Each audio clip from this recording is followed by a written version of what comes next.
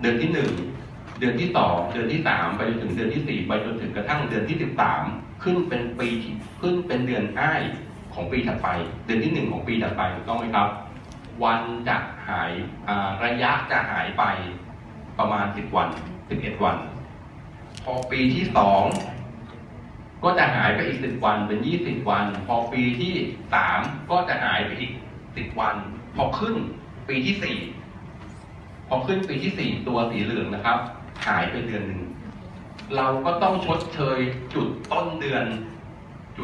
อนของปีต้องชดเชยให้มีเดือนเพิ่มเข้าไปเดือนหนึ่งเพื่อให้จุดตั้งต้นของปีที่4กลับมาจุดแรกอีกครั้งหนึ่ง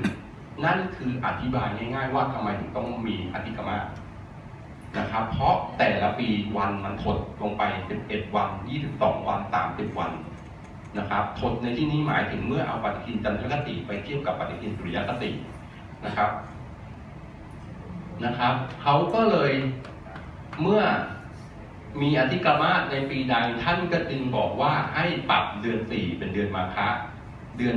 7เป็นเดือนวิสาขะแล้วก็เดือน8เป็นเดือน9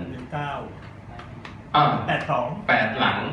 8แล้วก็มีเพิ่ม8หลังมาแล้วก็เดือน9ก็ไล่ต่อไปนะครับเพื่ออะไรเพื่อให้เดือนต่างๆเหล่านี้ทำการบูชาตรงกับนักกษัตริย์เลิกษ์บนฟ้าด้วยไม่ใช่ว่าบูชาตามลำดับเดือนอย่างเดียวแต่ให้อ้างอิงกับนักกษัตริย์เลิกษ์บนฟ้าด้วยอะไรแบบนี้เป็นต้นนะครับ